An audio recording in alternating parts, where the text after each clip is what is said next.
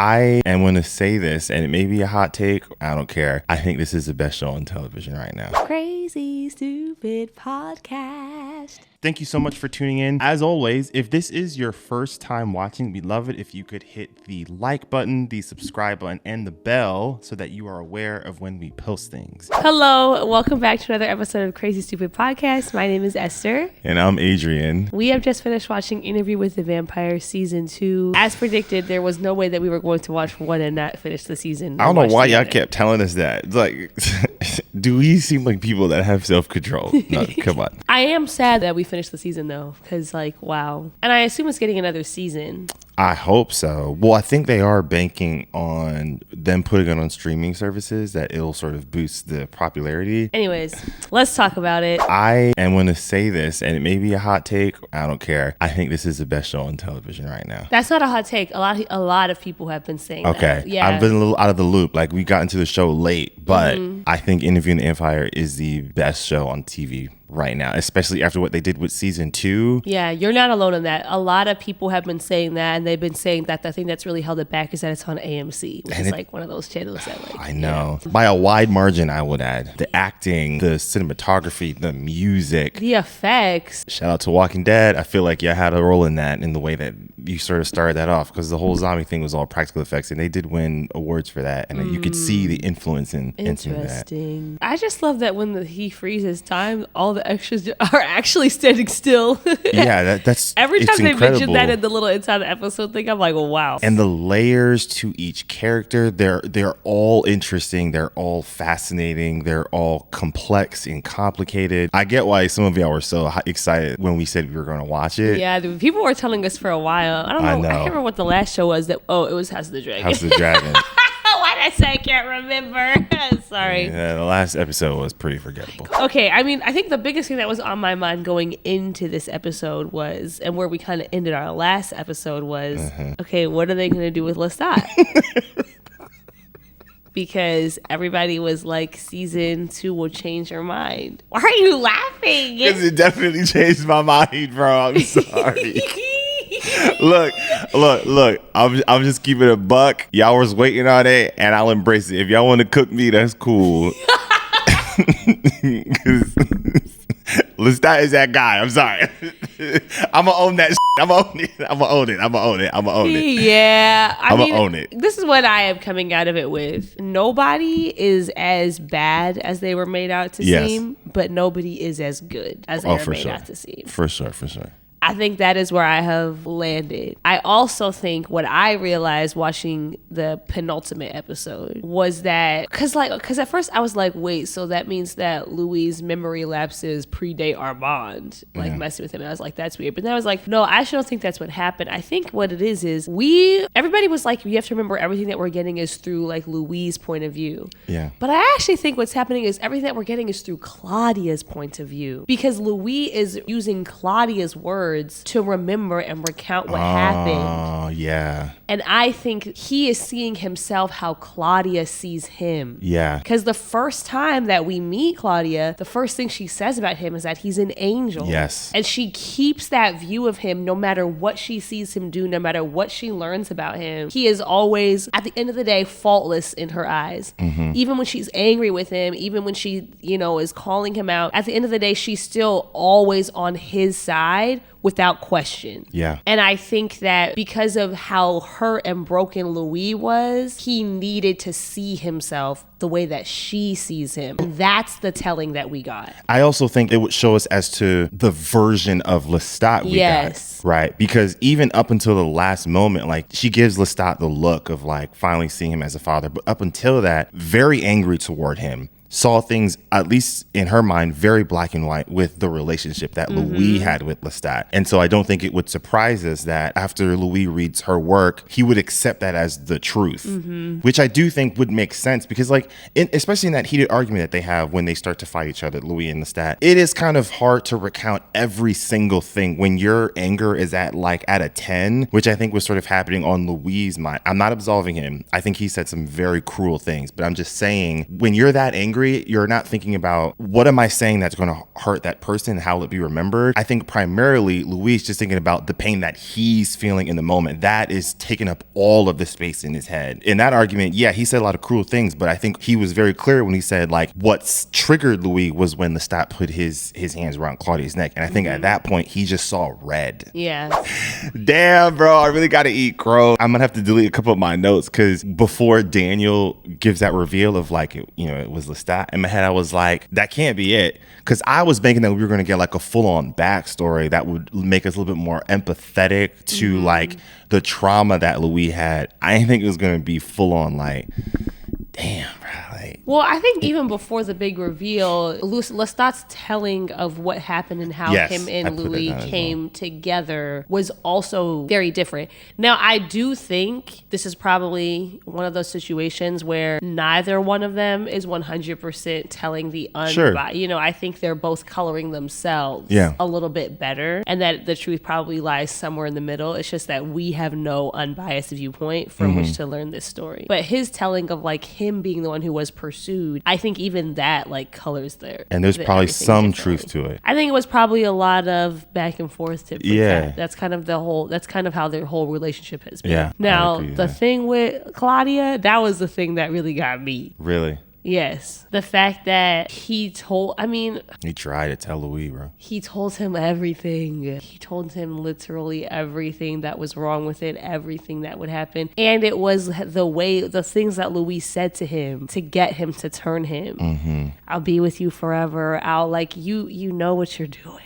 One thing that I noticed, it took a very long time for Lestat to make eye contact with Louis. When he first comes in, I think he was trying to put up the facade that like what Louis and Claudia did to him didn't bother him. But as he starts to recount things, the feeling starts to come back. And then when he goes off script is around that time when he finally looks to Louis and then starts to acknowledge the pain that he caused when he was like, when I realized that Louis didn't love me, I tried to break him. I don't think this finale, obviously, I think everyone would agree, it does not absolve everything that Lestat did. No. You know, I think for me, that line made his feelings just feel a little bit more human. I mean, I think to me that proved some of the things that we had been saying about Lestat in season 1. Yeah. Because I do remember the discussions that we had about him were that exactly that. This sense of like, if I can't have you, no one can. Yes. And that's what he eventually acknowledged. Yeah. But I think what this did is instead of painting a picture of like an abusive situation, it just seems like it was more volatile all around. Because from what I recall from season 1, it felt very much like the dynamic that at least we were picking up on was much more one-sided. It was very much like,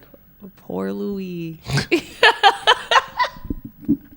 He was seduced by this vampire, caught him at his weakest moment, made him turn him into a vampire, then he just went off and he was cheating on him, and then he was beating him up. And serpent in the garden, and Adam and Eve with Lucifer type vibes. Yo, I feel sick. I'm going to hold you. I'm sorry, this is kind of funny.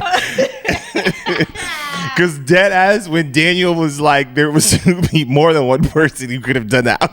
In my head, I was like, fuck.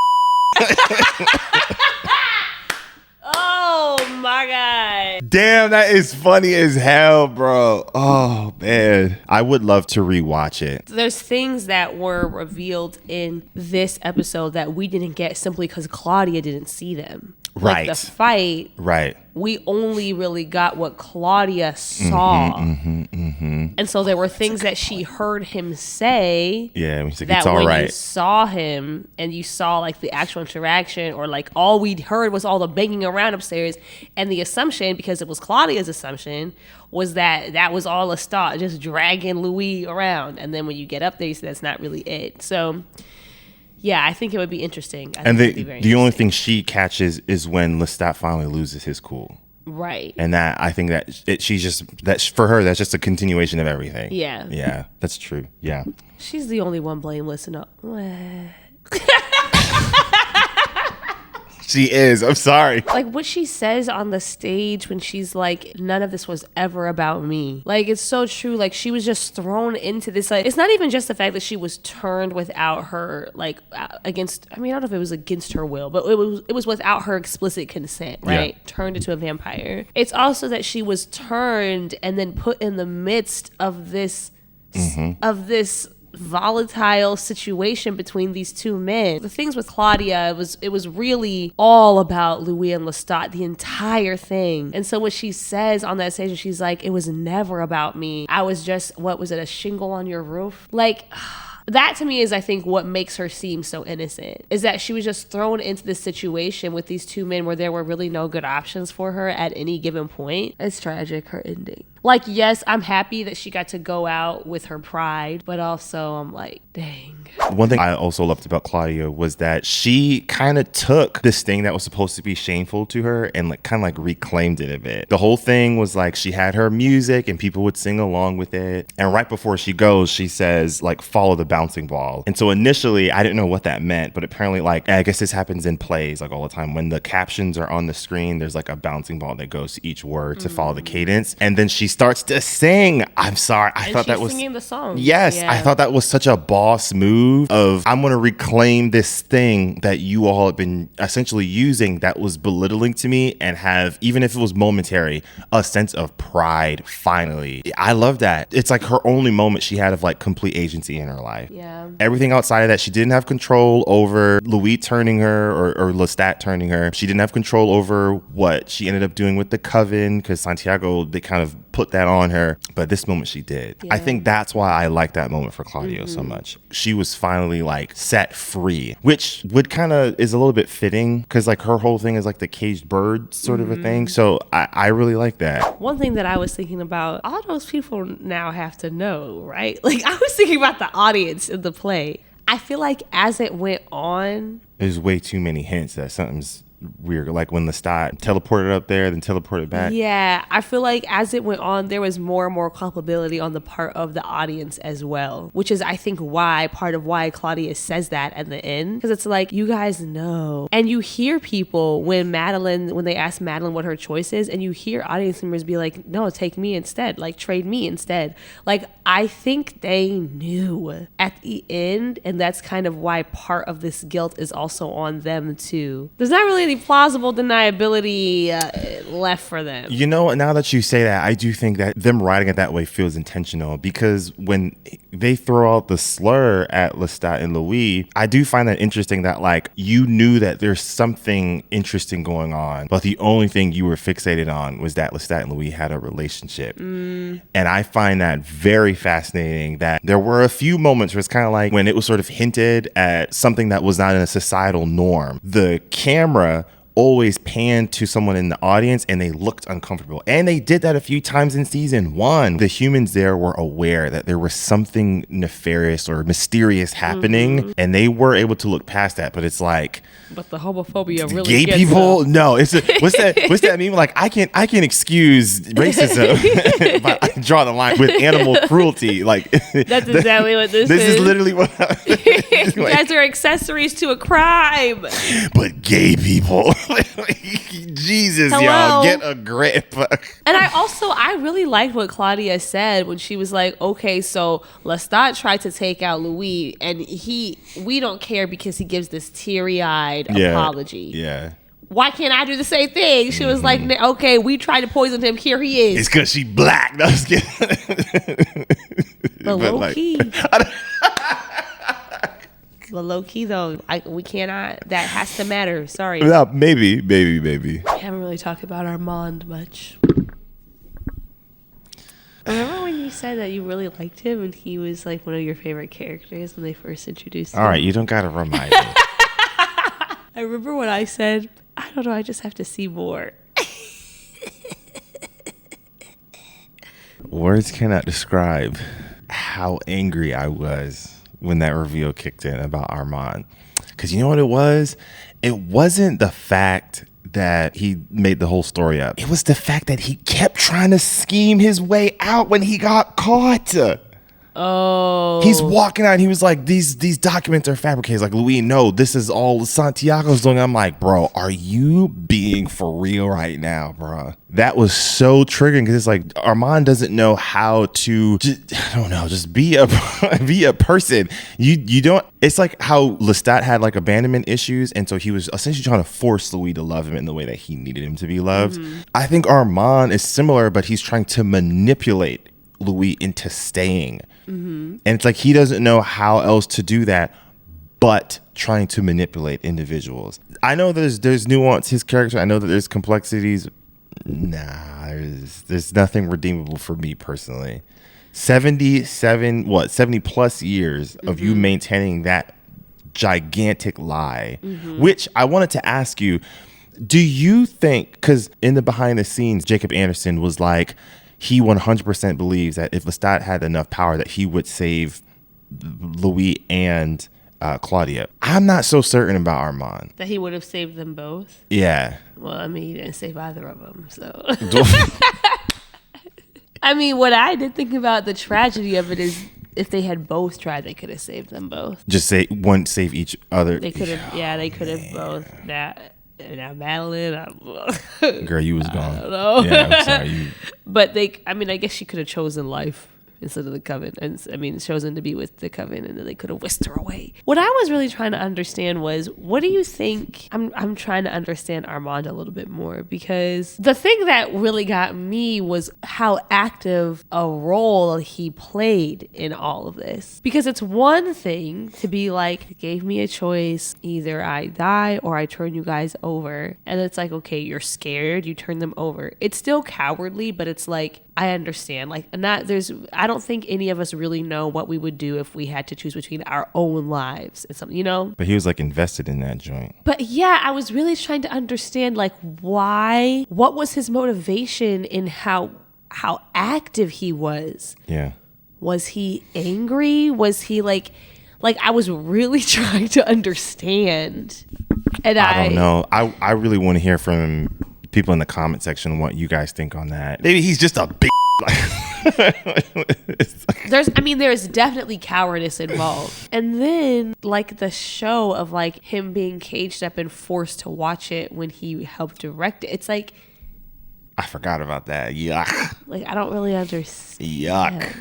I don't know, man. And it's interesting because he is one of the oldest vampires there, which means in terms of ability and strength, he is one of the strongest. Mm-hmm. And at no point do we ever see Armand use his full strength. Like, even when Louis leaves, he lets him thrown up against the wall, which is like, if Lestat was holding back and he was able to do all of that, imagine what you could have done. And then you just kind of let him. There's a weakness to him there that I think is core to his element that I do feel like is part of why he does what he does. Yeah. One thing I did want to say, this season, especially the last couple of episodes, really solidified the importance of Claudia's story to the overall narrative. Mm-hmm. It also just sort of solidifies of how important she was to Anne Rice. So apparently, a bit of a tragic story, Anne Rice's daughter passes away from leukemia at like a very early age. And a lot of commentators and reviewers of her work have come to the conclusion that she based Claudia after losing her daughter, because she went into like a very deep depression and she wasn't really able to recover it. There were a lot of things that she did in response to sort of process that.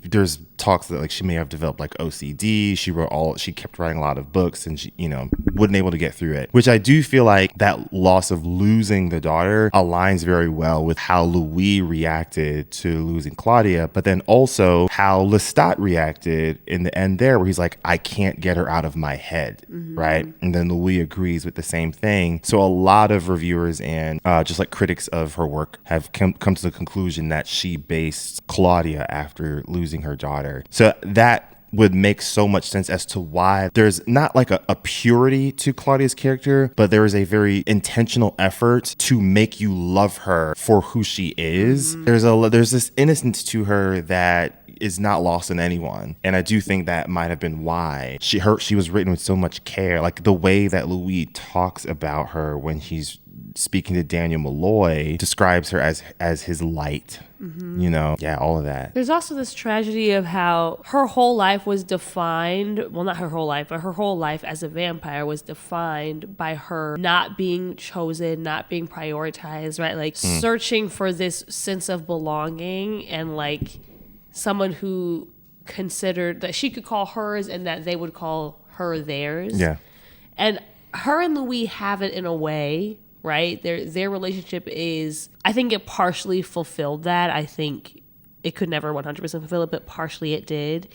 But then, you know, in those last moments, she kind of, I don't know if she realizes it or just kind of finally says it out loud, what we were saying earlier about like, none of this was ever about me. It was always just this thing between the two of you, and I was just something thrown into the middle of it. And then after her passing though, like everything is about her. Yes.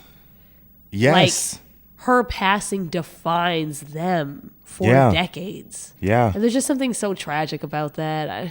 And it's just because you read and you hear things that like there were struggles that Anne Rice had with her husband that may have probably showed up in the way that she wrote some of the relationships.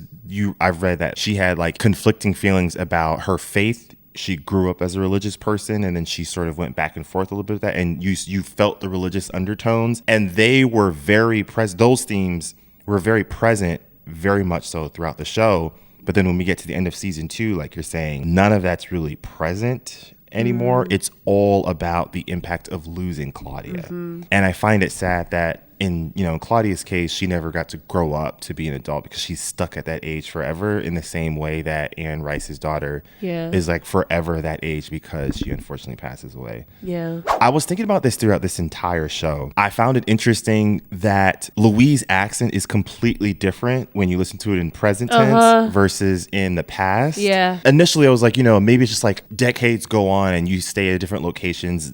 For vampires, their accents probably go away. But in the finale, when he's getting chauffeured back into New Orleans and the driver has such a thick accent, his accent comes back. In that drive, Louis speaking very much like how he was in the past scenes that we get in the flashbacks. One, I couldn't tell if it was like a situation of like code switching initially, because like when my parents get around their Jamaican friends and family, like the accent just kind of comes on. I do also think like this was like another way of showing like, oh, he's comfortable with himself again now. Like he's comfortable with where he is. He sort of accepted whatever version of humanity that he sort of kept, and he felt more at peace when he goes and speaks back to Daniel Malloy, when he goes to speak back to Lestat. All in present day, the accent isn't there. It's only when he's around other people that probably had the same like experience that he did. And I found that to be pretty interesting. I do like that detail because I had made the same assumption. I thought it was like just a thing that over time he just changed. I didn't notice that in the cab though. Yeah. But that's a very nice touch on Jacob Anderson's part. When Lestat was trying to gain back Louis' favor earlier in this season, Louis swims all the way there and he's like completely soaking wet when he sees Lestat with his mistress. And then again in the finale, it's raining outside, there's a hurricane, they're both completely soaking wet when he goes to visit Lestat again. And I thought that was just kind of interesting how like in both instances, like nature was not like a hindrance to Louis to go finding his way back to Lestat. And I'm curious as to why they use like water or rain, or I'm not too sure on that, but it seemed to show up twice. It makes sense. Like water does like it represents like cleansing, like a kind of a washing away of like things that we've both done, things that have happened. Because in both instances, it's like an attempt at reconciliation after like a huge rupture in their relationship. Yeah. The thing that really got me about that final scene with Lestat and Louis is, one, that is the first and only time that we have seen Lestat, and it was not in a retelling. So that is the only time we've actually seen him as he is. Yeah.